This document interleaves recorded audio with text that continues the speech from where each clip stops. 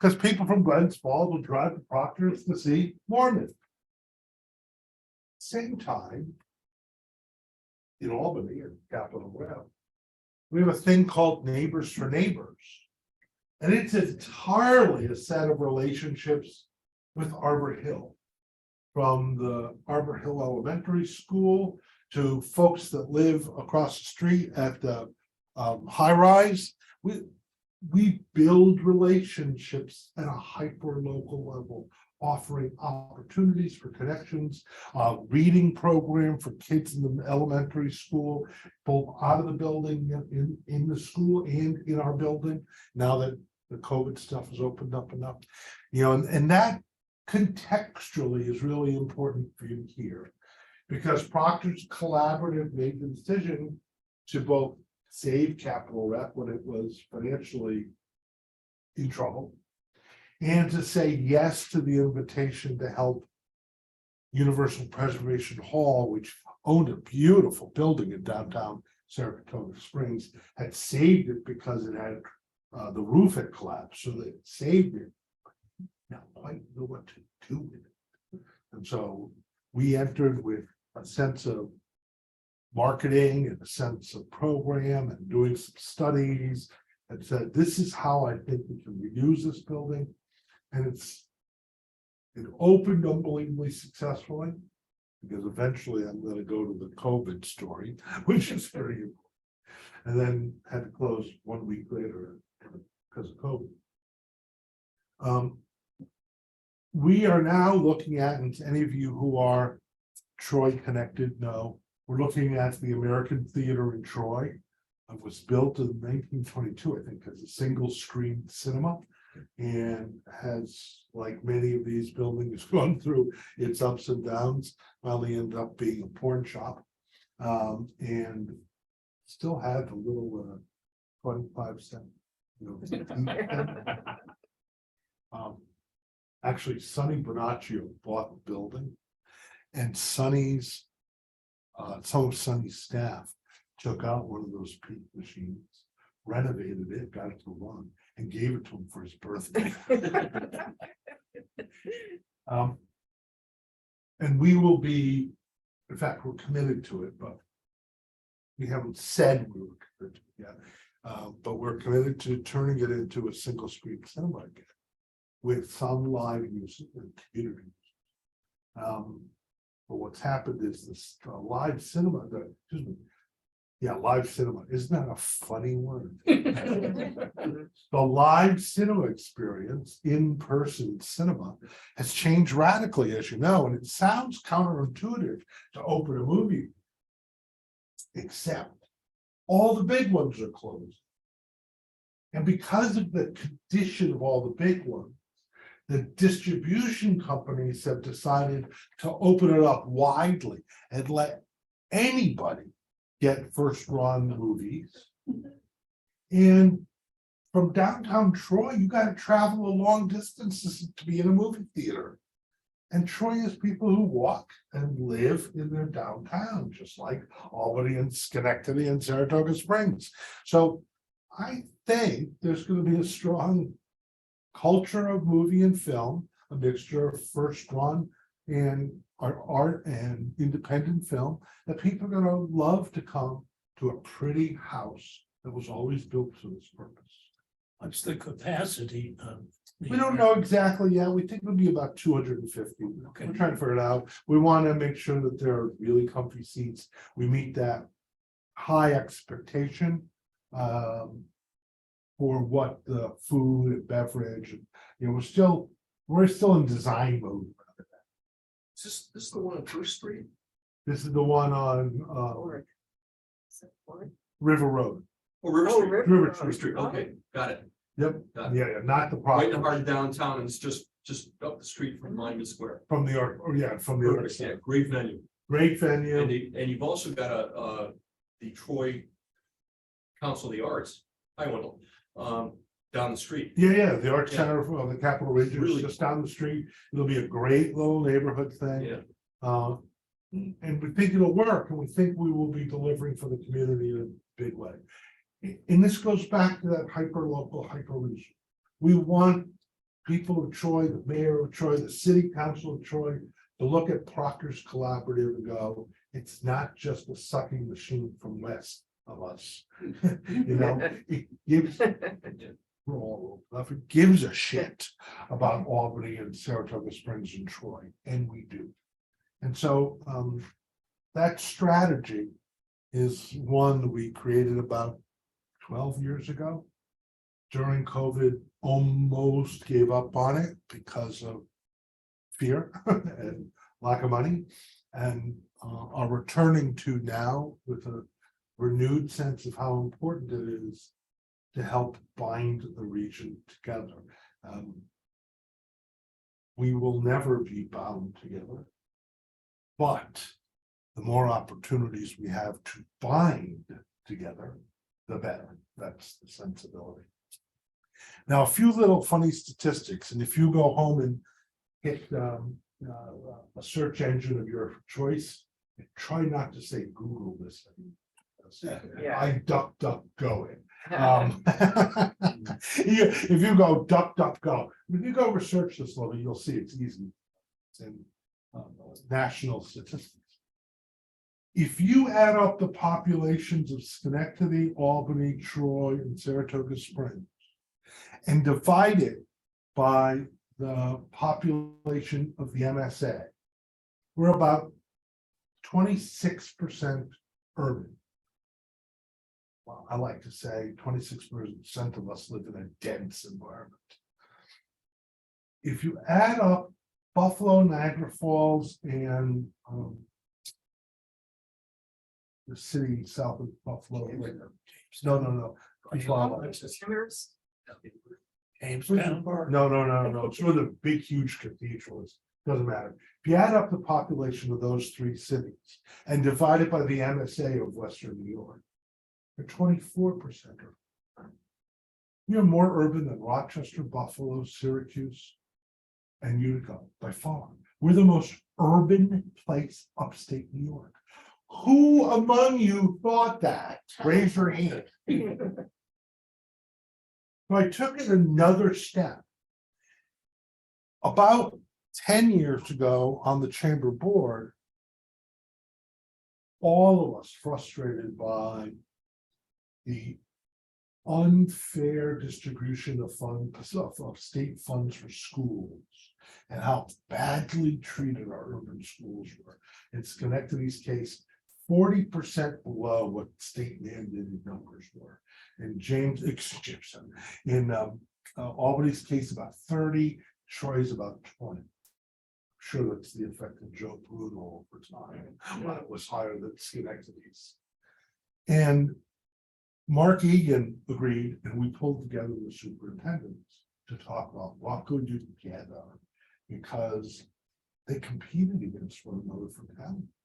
Teachers would apply and actually leverage one of the urban districts against the other. I mean, it was kind of crazy. So I did the same little duck go thing and added up student populations of Schenectady, Albany, and Troy. We have more students than Syracuse. Syracuse is part of what they call the Big Five: White Plains, Buffalo, Rochester, and they get 5 times the money that these 3 districts get state, because they're on a different formula. And I said, this is how we go to the state and say, we're this considered one place, which for all intents and purposes it is, because 20% of the students start in one district and end up in another one. It's not like you live and die in Albany, right? It's just not that way. We ought to be fighting this fight for increased funding. And actually it had pretty good success. Albany is about 5% below what the state court mandate would argue. Troy is about 5% below. Schenectady is about 10. And what the 3 superintendents said at the time, obviously Albany's and Schenectady's have changed, but that if we could get up to the level that we're 100% funded, we would take 20% of that as tax reduction to local property taxes. So not just spend it all, because frankly, we couldn't spend it all was. But balance out the fact that we're charging too much in a poor place in order to make the districts work. And that would help economic development enormous. So I raise all this in that sense of a contextual understanding, because again, who thought we had more students in the three cities in Syracuse? Nobody. It amazed me doing a little bit of digging that I did to see that. And it says to me that the opportunity for convening and for binding us is a high responsibility. And that's what my board and we have talked about a lot. This is a high responsibility. It is a cultural part. So in that context, I want to explain why we are in these four cities, three now, soon four, and how we think about it. So Cap Rep was in trouble. Is there a better way for that? They had come close to not making payroll numerous times when board members wrote large checks in order to make payroll. And at the time, this is almost 12 years ago, it was when the German company had committed to the Malta project. And the shipping company, I don't remember. Global Foundries, but whatever the German company was, Micro something, maybe, I don't know. Micron? Yeah, maybe, I don't remember. But they've committed to what is Global Foundries. And they sent an emissary to say, we want you to see in Dresden what our cultural life is like. Can you match that? And I kind of went, we've got to match that if we as a place, as a region, are going to have any hope of being global. I mean, and I recall I asked my board to commit $1,000 each. There's 30 of them. 10 of them put $1,000 to sponsor a CEG meeting that was up at, what was in Malta, I don't remember what it. And I said, because I want 5 minutes in front of that crowd. And I said to the businesses assembled, you have got to start saying yes to us. Because if we're going to compete, you need what we do more than you have ever acknowledged it before. And I'm here to tell you, we have two legs of the stool beautifully done here. Hospital, healthcare, and education, higher education. And the third part of the stool is not just wobbly, it's only half. You'd fall down instantly if you sat on that stool, kind of worthless.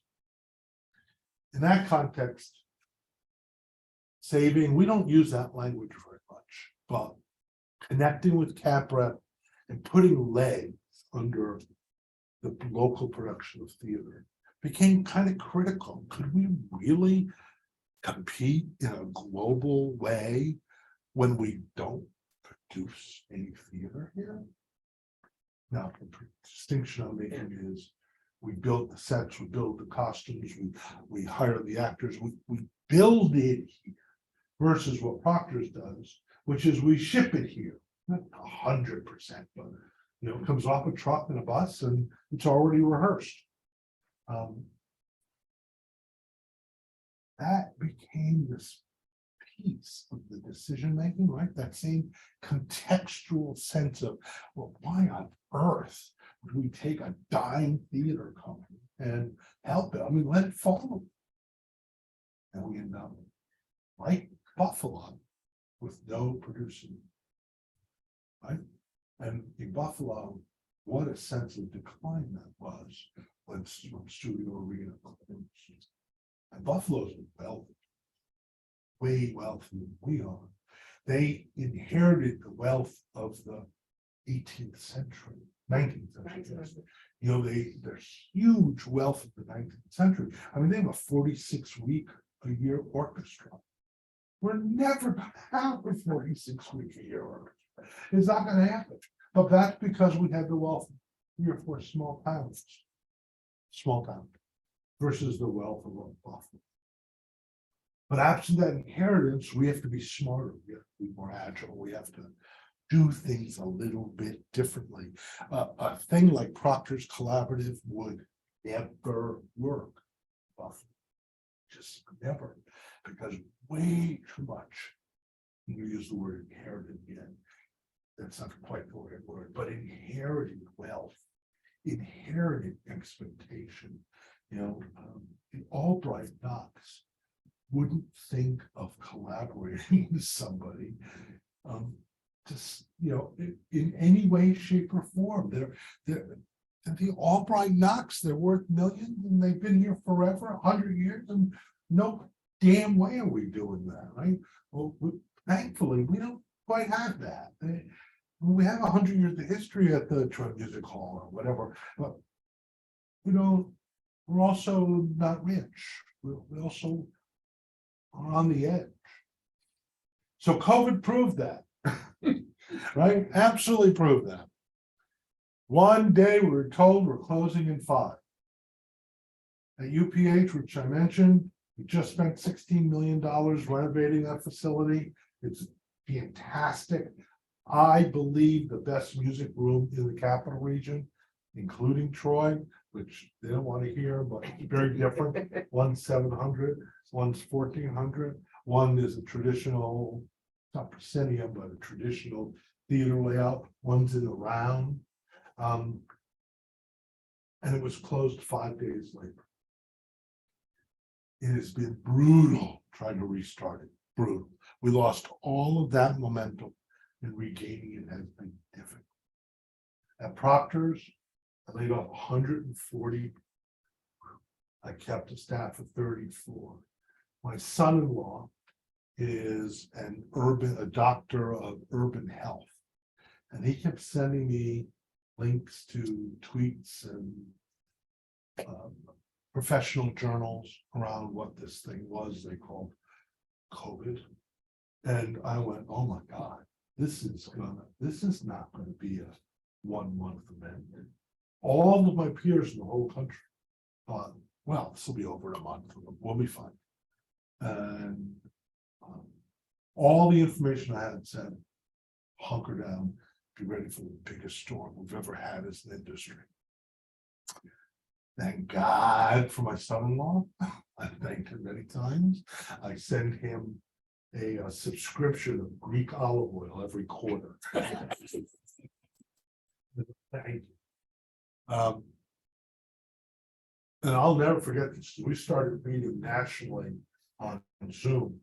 2 weeks into this. And everybody on the first few meetings, like, oh no, it's gonna be over, it's gonna be over. Then, well, not gonna be over now, but it'll be over in September. And I said at a meeting in June of 2020. Thank you. Guys, we're gonna skip the season. Is anybody ready for that? And somebody goes, microphone falls on the floor. Goes dead. No one wanted to hear it. Every time an agent called me to reschedule something, I didn't even look at my calendar. I just said, sure. Because I knew they weren't going to make that. When September came and these bi-weekly meetings came together, I'll never forget, because the president of the Cleveland Playhouse Square Foundation, magnificent place, it's 11 theaters, all kind of in this cluster together in downtown Cleveland, kind of amazing that sort of the 20th century, they were all built. She started the meeting by saying, hey, Philip, do you have any recommendations on numbers in the Ohio lottery?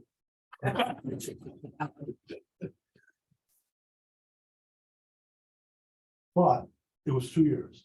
That's it. We opened before 2 years but not quite. We in the Northeast took a little bit more cautious role because our communities are a little more cautious. In the Southwest and where it's more outdoorsy, they open a little bit quicker, they have better response, more people attended quicker. As of today, we're about 85% of 2019. That's good. It is good. I used to be upset about it until I thought of something. Normally, we would lose 10% a year. Divorce, death, move to Florida, whatever. And we would gain 10 to 15. So there was a churn underneath our annual numbers. But we had no gains for 2 years, but people still died, still divorced, still moved to Florida. So we lost 20% and didn't gain anything. There's just nothing to solicit. You win.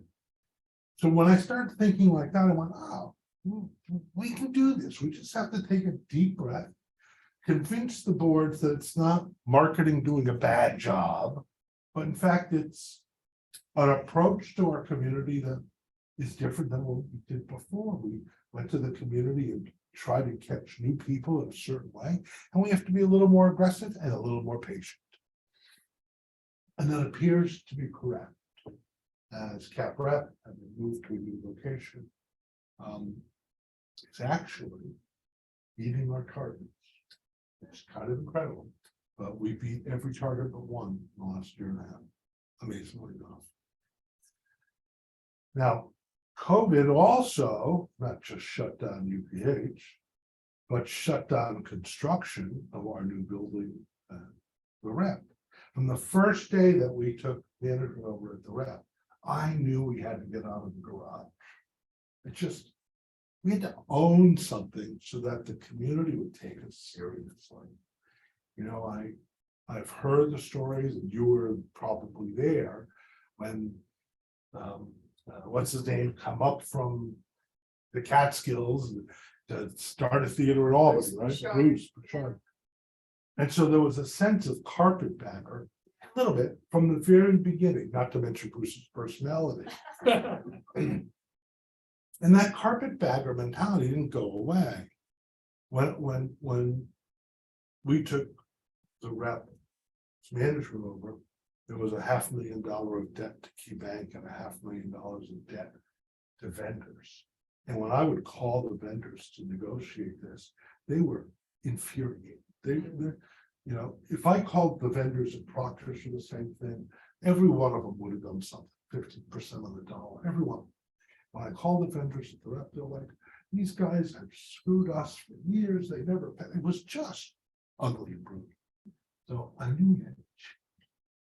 So we looked at all kinds of facilities in the capital region, the whole region, Schenectady, Troy, with a clear eye toward all of it, because we love the mayor, Kathy, and we knew that the emotional tie of the Rep to all of it was critical. We looked at the building we're now in, and if any of you don't know it, it's the corner of Livingston and North Grove. It used to be a bakery in the turn of the 19th century, and it became a warehouse, and then an unused warehouse. And I looked at it once and I loved it, but it had these unbelievable columns everywhere, 16 feet apart in all directions. And they were 16 inches on 16 inches. And I went, if we can raise $6 million, I'd be amazed. Maybe $7 million is not taking these out. And then one day, Steve, the head of Albany Housing Authority, who's now retired, called me up. I'd known him from some projects we've done. He said, Phil, I want you to show you a building.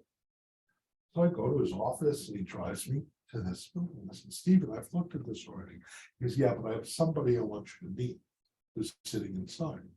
And so I go inside, and it's the number 2 person for housing and urban state. And the state started a program which I found remarkable for its intelligence. And that was $4 million a year it was committing, which of course is nothing in the budget of low income housing, right? I mean, what's $4 million? They brush that off. But $4 million statewide a year. To support projects that support the neighborhoods where there's significant investment in public housing. That sounds so smart, doesn't it, right? Instead of a ghetto. You support things happening in the neighborhood where there's low and moderate housing. I mean, I think we have learned a lot in 60 years of public housing, and this is a piece of that. They hadn't used the program for a few years, so there was like $12 million a year. And he basically said, apply for two. My head, I'm going, $2 million will pay for those columns. So. For all intents and purposes, the housing authority made it possible. For us to consider that building. Now, the project ended up being $15 million. But we ended up with housing credits, historical tax credits, federal and state, new market tax credits, $2 million from the housing renewal program. Private fundraising of about $6 million, so my guess was about right. And one other, Restore New York. This is the building. So it was a complex, reporting to lots of places project. And we started it in October of 19. We shut down twice during COVID. Twice. Thank God for a very intelligent and sensitive builder, MLB. We got no penalties for it. We didn't have extra costs for it. And remobilization is a big deal. But he wanted the project done. He was going to do it. And when in fact it got a little complicated because he was sending all these change orders. I decided he wasn't being a jerk. I decided, we could go crazy with this change orders. So I set up a meeting with him and said, look, I have a deal for you. Stop the change orders. Just stop them. Or if not stop them, send them in, assuming we're just going to say yes and no argument. No matter what the fund is. Because remember, we're reporting 13 agencies. Here's my contingency. If you don't change order a dime more than contingency, it's all yours. You decide which change order you want it in. And we'll say yes, as long as it doesn't beat that contingency, which is what happened. We got to do it. Even though we were stopped twice, everything else. So the dream in Albany around that building is kind of interesting. Because Wendell Sherry, gave us a number of years ago, 2 small parcels of land. In fact, when I first drove to look at what, I guess we're gonna sell these, but we never did. And they're on the corner of North Broadway and Livingston. So now, next door to Albany Distilling, which is next door to us, right? So, and David Seraph, if you don't know his name, is the developer of the market rate housing on the other side of Livingston, on North Broadway. And good guy, and he wanted to do a housing tax credit project focused on artist housing and studio. So I went to him and I said, look, I have a deal. We'll give you our land if you will give us a floor and we can have 10 small units of housing studio.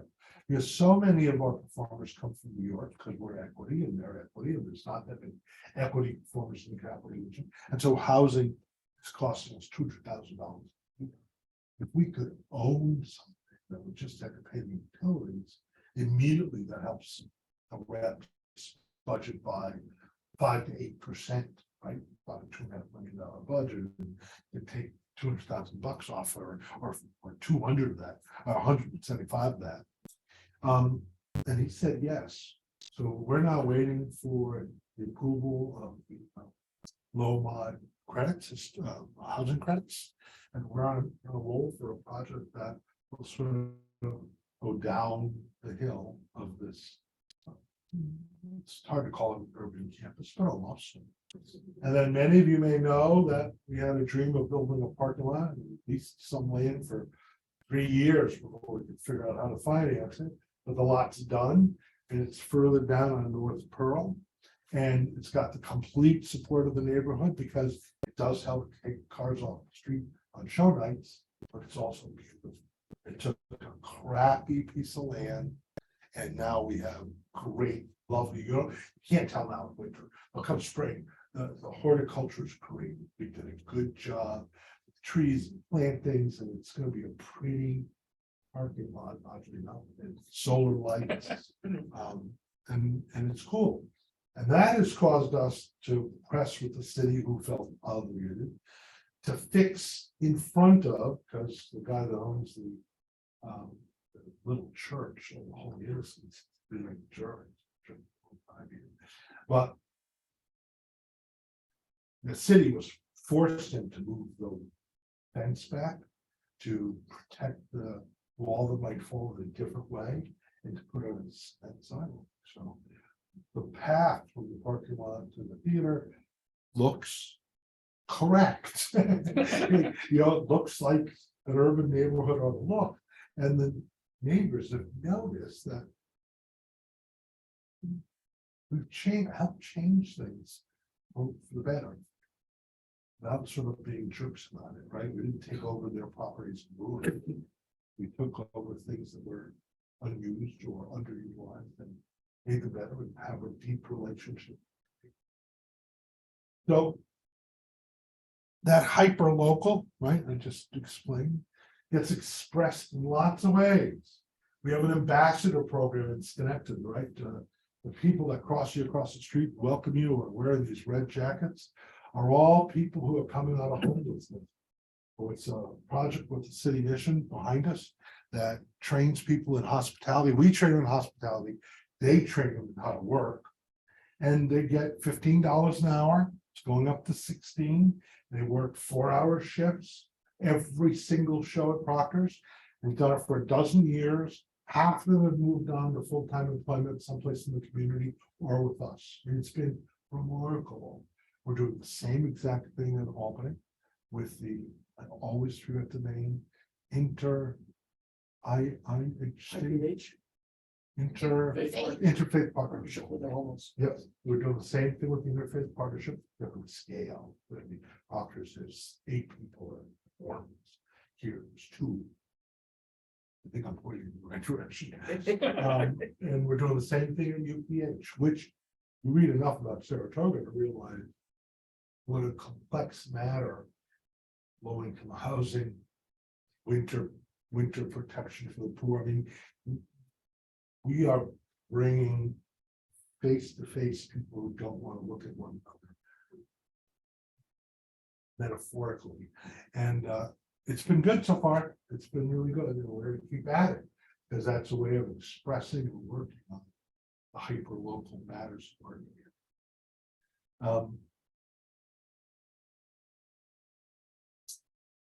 We moved with COVID and the layoff. We reduced to a staff of 32 from about 170.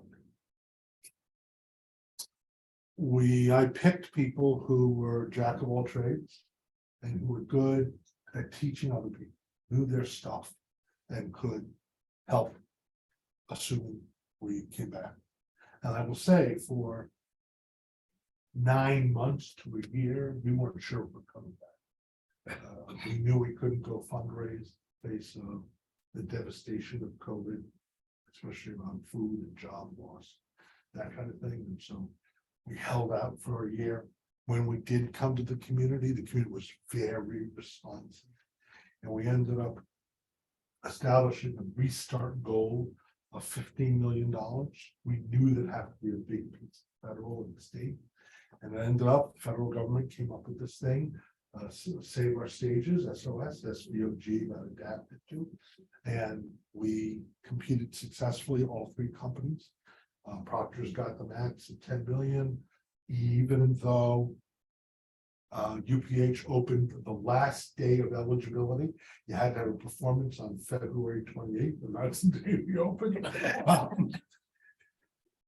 It was eligible for $300,000 or $400,000 and the rep for almost $1 million. And so we ended up with well over $500,000, something like that. And then we raised from the community another $4 million. So I ended up with $17 million to restart. Now that sounds like we should have money flowing out of our pocket. But what happened was, I promised you a ticket. And I had to eat the money. I'll just stay open. Cost us $300,000 a month to be closed. And more than 3/4 of that SVOG SOS federal money basically went into a kitty that should have been there for the tickets that already owed. 5 shows at Cap Rep, Lion King, big shows at Proctor's. I mean, it was just ugly. But the $17 million has proven to be enough to restart. We've rehired about 45 people.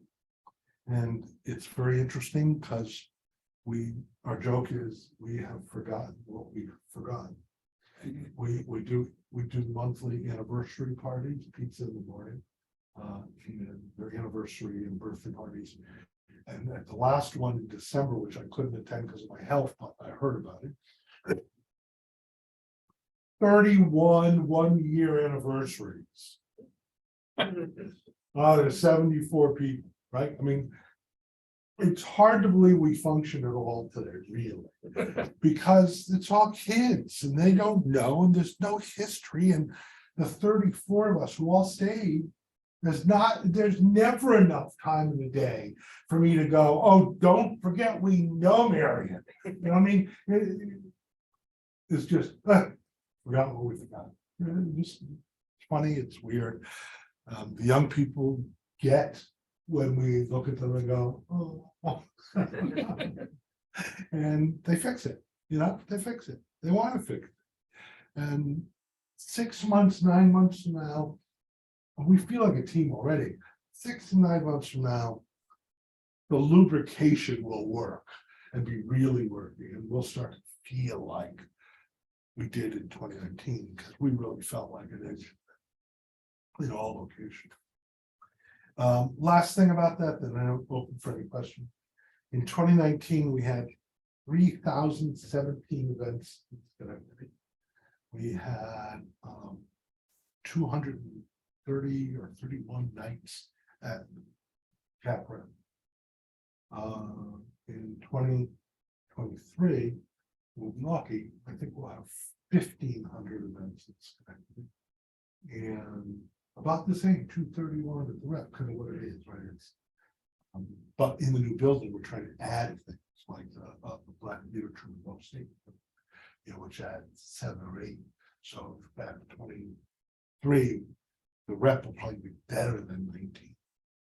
But that scale, it's tells you something, because it's about the community, even renting them, because they don't come out saying we'll stay at it. I feel better today than I did a week ago, than I did a month ago, than I did 4 months ago. And my last comment about that is, I've been doing this for almost 50 years, 48 years.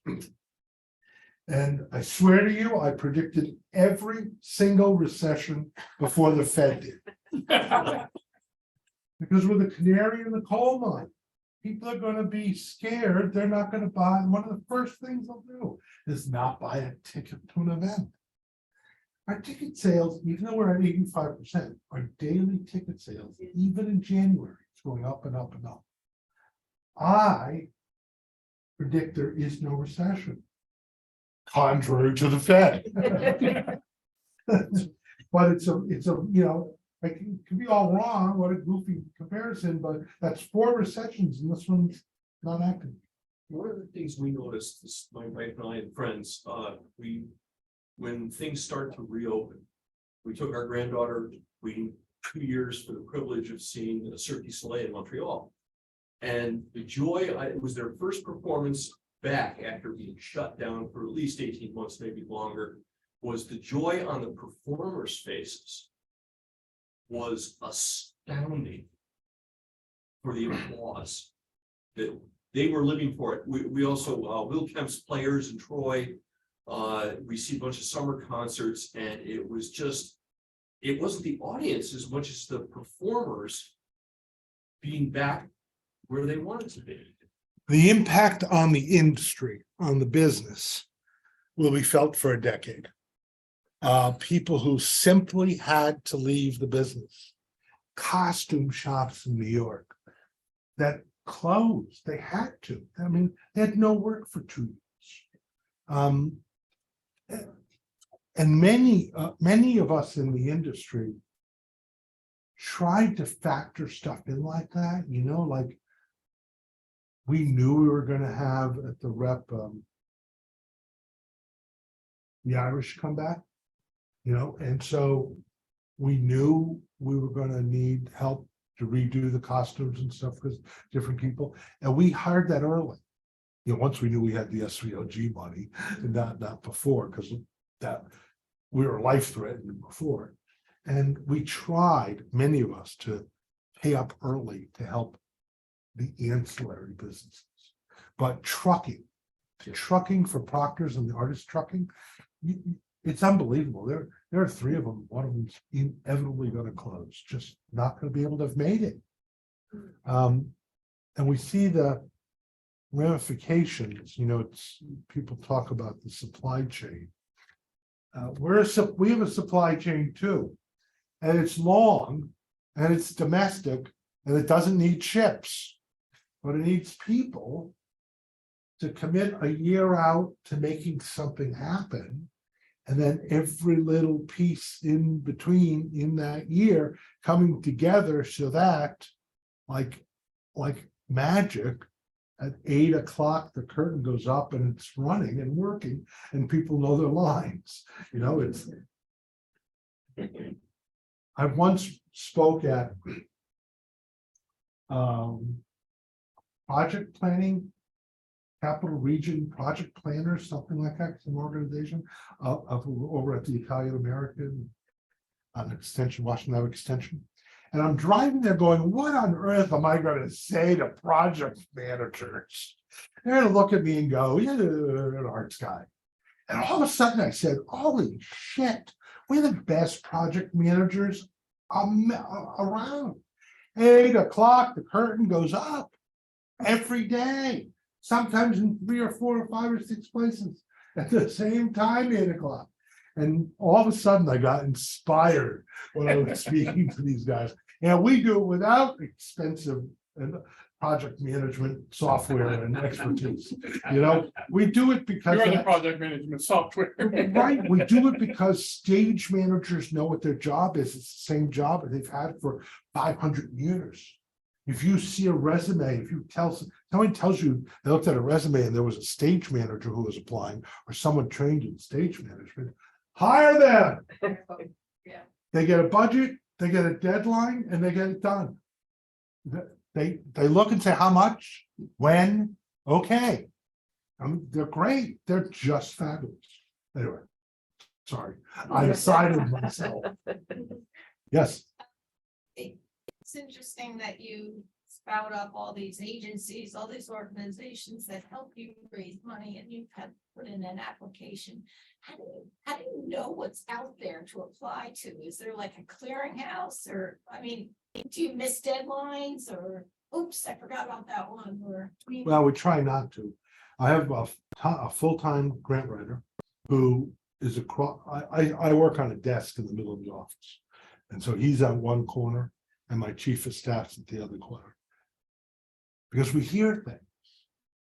So today I heard that the city the city's company had gotten an invitation to a webinar about the available funds for from the infrastructure act. Well, here's this, biggest federal funding pot, ever maybe. And I emailed the mayor immediately and said, can I get an invite? And he said, sure. I said, to just, so between us, one of us is going to attend this webinar and learn something about this infrastructure stuff. You never, we don't miss deadlines. What we miss is opportunity. We can't know them all. We try, but you can't. And it just seems like there's many. Oh, yeah, there's so many. And this infrastructure bill could be good for us, I think, because we're committed to being greener. All of our facilities have done everything they could do to be greener. In Schenectady, we're adding electric generation to our thermal plant, which heats and cools downtown. And that electric generation will be able to capture all of the waste heat. So instead of 50% efficient, when you buy electricity at home off the grid, that creation, even with as much solar and wind as we have in the state, and we have a fair amount, is only 55% efficient. 45% of the natural gas is gone up in the air, wasted. So we're capturing all the waste heat. We're going to be 95% efficient. So it's natural gas. But in a downtown, there aren't a lot of other options. And at 95% efficient, it beats the grid by a lot. So all that is stuff that we believe in, try to do, try to not just talk, but walk the walk. Sorry. Yeah, Philip, I remember hearing in New York years ago that the subscription model was dying. And you just said that a lot of people are buying tickets day of. And as you know, I was associated with CapRep practically from the very beginning, first as a subscriber, then as a board member. And I often thought that part of the problem that CapRep had, because I would talk to people, is that the plays were so different that subscribing for a season meant you were getting a real mixed bag of things, and that wasn't working. So what do you think? Do you think people are going to continue to subscribe? I know I see all your material. I know you have series packages and proctors for the shows that come in from out of town, but There are only 3 cities in the country where the subscription model has died. New York, Chicago, and Boston. Amazingly enough. So Boston's not even huge, right? It's not like LA. All right. If I had said LA, you might have nodded your head. LA has subscribers, 10,000. No, I don't think that model's going away. I think people many people, not everybody, many people like that we've curated what we think is the best we can bring forward into the community, and they're willing to take a gamble, or they're willing to say, oh, I did go down and see Hadestown, but I could trade that for something else, because we're trying to be flexible to accommodate that issue. That doesn't mean we're going to have ever growing subscriptions like the 50s. That is gone. But again, the rep has about 2,600. We have about 8,000. That is a remarkable base for doing our events. And part of the case to the community is, without that subscription model, we couldn't attract the things that we attract. So please don't give up on us. We wouldn't get to tech the first of the best that's Schenectady before it goes on the road if they didn't think there was going to be an audience there. And the only way they could measure that is what's your subscribers? They call it loading. What's your loading? Well, our loading's about 400 grand. Oh, great. We can do that. Take the load in away, might not get the tech. Same thing's true on the royalty front at the rep too. It's not just about proctors and big theater, because you go after a play title and the royalty people want to have a sense, am I going to make enough money at this, or should I let it go across the state line and play in the Berkshires, right? Well, I've had the pleasure of watching you over the years do major things for turning Schenectady around and the arts in the region, and it's really been fabulous. And I just wonder, is there a way to somehow generate a cadre of people within the region that understand that kind of creative thinking for keeping the arts vibrant, but also leveraging it really well for economic development. In other words, sort of cloning yourself. But it's. Well, we, did you hear that about creating a cadre of people who advocate for this? The next step for the Proctors Collaborative, which legally is just Proctors, is just the Art Center and Theater of Schenectady. We just rebranded ourselves. But the next step is to actually form a new corporation. We've talked about it, but COVID slowed down all this thinking, and call it the Proctors Collaborative, and have Proctors and Schenectady be one of the members, like the Rep and UPH and Troy. With that in mind, that the collaborative would not be running anything, but advocating for everything and advocating across the region and being as strong a regional. I mean, the board of Proctors is very regional, but to take it the next step. So it's interesting. You raise a good point, and one we've thought about, and I think is a necessary next step. Fantastic. Good to hear. Any questions? Curious about ticket pricing. It's such a game to figure out how high and low in between.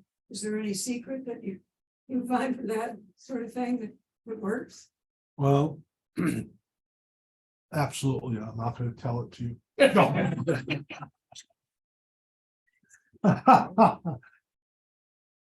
No, there's no secret. It's all, as you might guess, negotiations. You know, we're waiting now for 2 Broadway shows that have yet to give us their approval of our numbers. One of them, as I walked out the door, I heard Gene talking to one. They don't like that we package together all of our unions into one group. We call it UAP. I negotiated this with the unions as part of our agreement to be a union job when we did the renovation at Proctor. With all the unions, I said, look, it's going to cost us 10% more. Here's what I want. I want you to solicit annually people to become subscribers. It's been very, and ticket buyers. It's been very successful. So we have this group price. Well, for the first time, 15 years we've been doing it, the agent said, oh, we just realized you're bundling. And when you bundle, you may not have enough to hit a group because are all the GEs over 10? And if they're not, you're getting a bigger commission than you deserve. 7% versus 5%. And you're going, oh my God, are you kidding me? So she's battling that now. I don't know where it ended up. But that negotiation, it's just constant.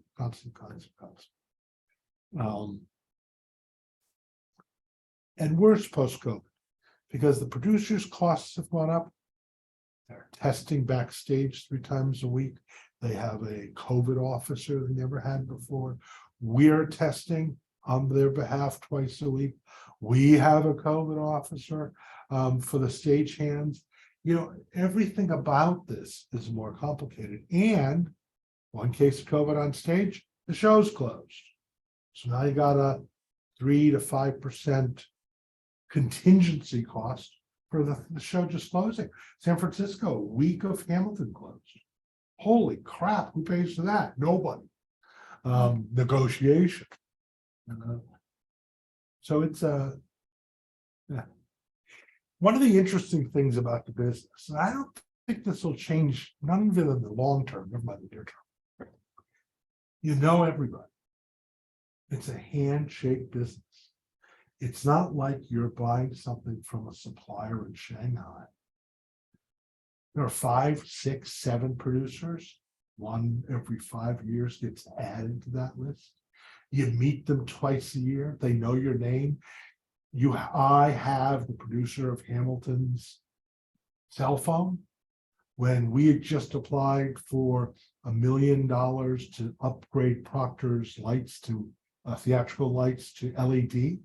I asked him to write the letter of support, which he happily did. That small of a community, we don't. Half of the contracts we sign, we don't sign till the performers are here.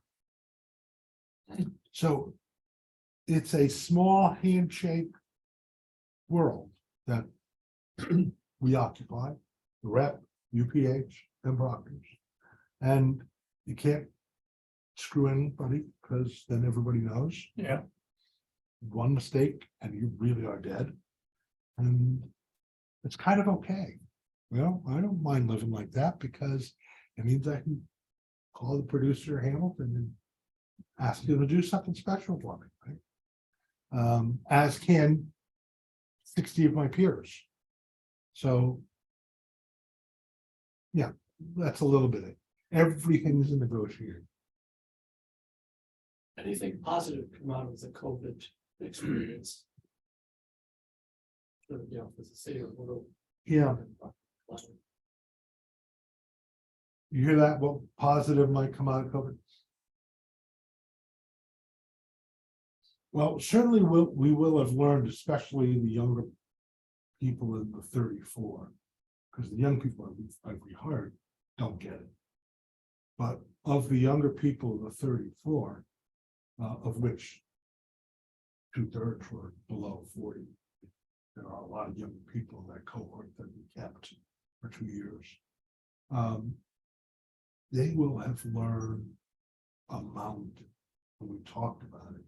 If they want to be arts administrators or in arts administration, they need to think about what we did in those 20 months and how we responded to those 20 months as an MBA. They all learned how to flush toilets and turn on water because many of them didn't realize that the bottom of a drain is a valve, and the valve is water, and the water evaporates. So every Saturday, teams of 3 would go and walk through every building, and at Proctor's, that's 175 toilets and showers and sinks. You know, I mean, you learn something new, right? You realize what you're responsible for and why. We were responsible to these properties. We're responsible to our communities, even though we were in serious decline. We opened our doors in Schenectady to high school kids who were closed out of school. In Schenectady, many of them don't have Wi-Fi. We opened our doors and our Wi-Fi.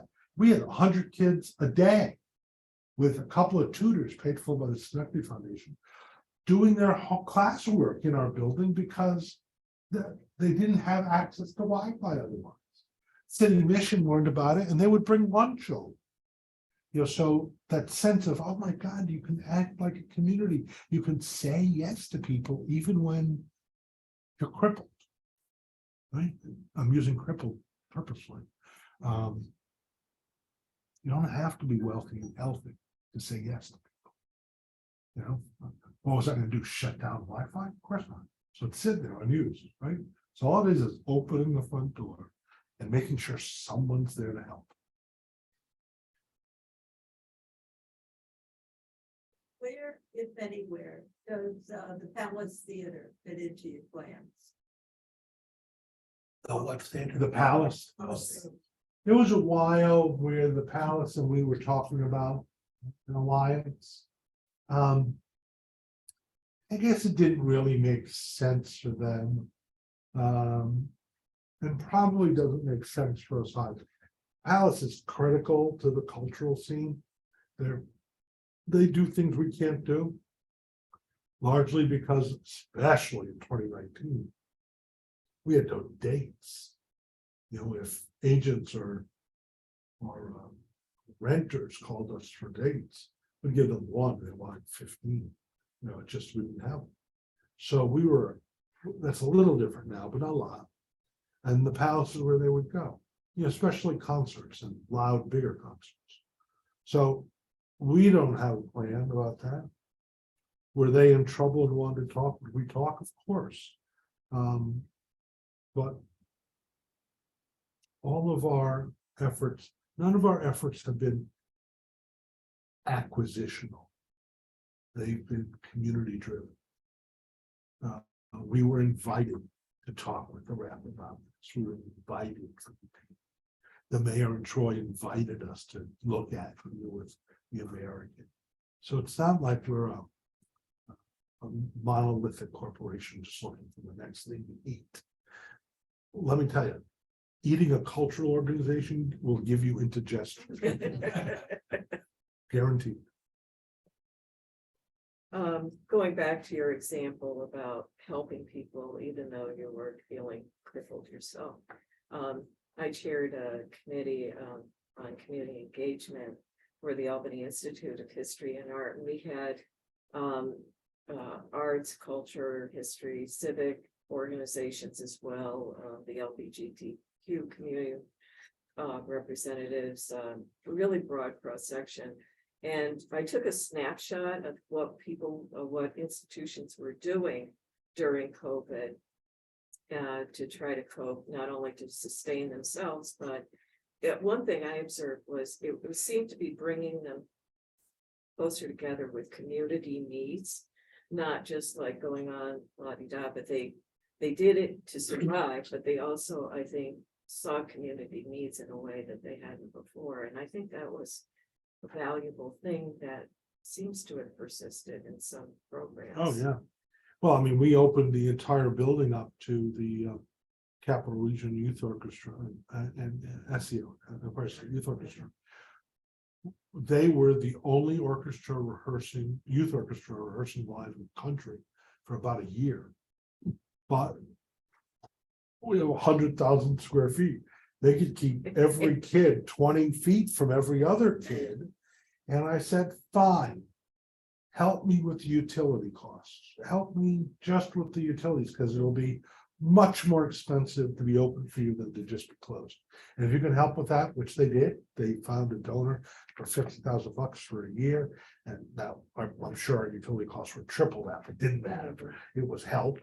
And we were open 4 nights a week for orchestra rehearsals, you know, you just kind of go say yes, right? Yeah. We have a public access TV station. We decided to put it on the big stage, and we still recorded programming 25 feet apart from one another with what we called the safe studio. When the Empire State Youth Orchestra kids realized they couldn't go to auditions for their colleges, we set up a place for them to record their auditions on the safe studio. We recorded 30 or 35 auditions. What the hell? I mean, here we are. We got the resource of the camera. I kept the cameraman, Zeb, the director, so he was available. And we're like, what better could we be doing with our time and your time than do this? Fantastic. Yeah. All right, well, thank you. I've kept you longer than a month.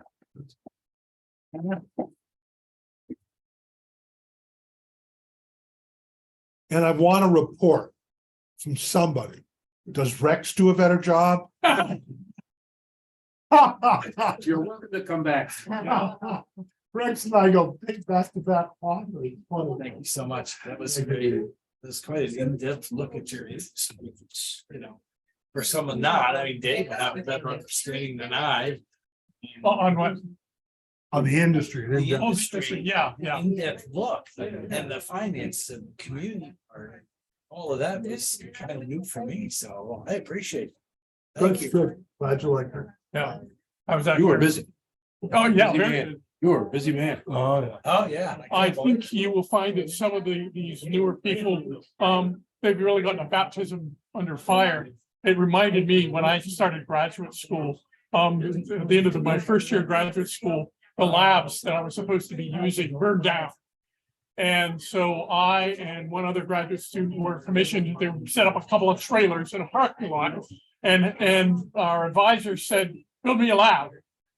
And over the next 8 months or so, we started really from scratch to build those labs. And ever since, I've known how to do all of those things, like flushing the toilets and running the, and it's Oh, I amazing never how would've much thought more of you that. learn It's like, when you really have to confront everything. All the nuts and bolts of what you're having to do. So.